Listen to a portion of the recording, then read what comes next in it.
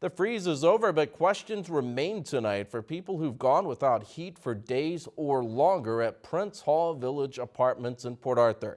KFDM's Trey Sanchez is in the newsroom with a follow-up to this story that he broke last week. Trey? Aaron, the Port Arthur city manager says a proposed new ordinance could make sure families stay warm in the bitter freeze. Port Arthur City Manager Ron Burton says city leaders are working quickly to adopt minimum housing standards to protect citizens' health, safety, and welfare. I have succeeded in sending the draft ordinance crafted by our city attorney for minimum property standards for structures, both residential and non-residential in the city. The move comes after tenants at Prince Hall Village Apartments have complained about being without heat, sometimes for days or longer. Those complaints go back years. Burton says the drafted ordinance has been reviewed by Port Arthur's building official and is in compliance with international building codes. Which is a relief which will provide, again, as the mayor stated, a tool for the city to go in there and make sure that they check out the conditions that exist in the apartment complex. Port Arthur City Manager says the new ordinance, if adopted by City Council, would hold all apartment owners accountable, including Prince Hall Village. We want to make sure that that becomes part of routine inspections for the city.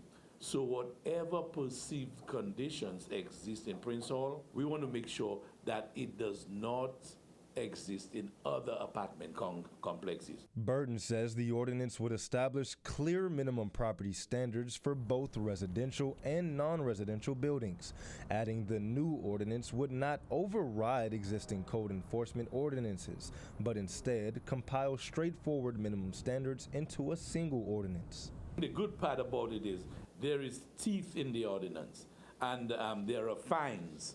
Those fines range from $250 to $2,000 per day per violation.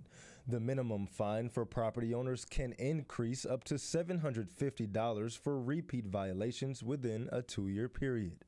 I think that will catch the attention of slumlords throughout the city of Port Arthur. One of the things that we will be doing is making sure that there is an annual inspection for every apartment complex in the city of Port Arthur, at least an annual inspection. Burton says if the ordinance is adopted by City Council, residents can expect better protection from the city moving forward. We asked the city manager if the ordinance passes, would it ensure that conditions improve for tenants who find themselves without heat or facing other tough living situations? It's important that we continue to work with the federal government to make sure that persons who live in those apartment complexes are being looked at to be taken to areas of higher opportunity, where both the physical condition and the environmental condition is not that bad for them.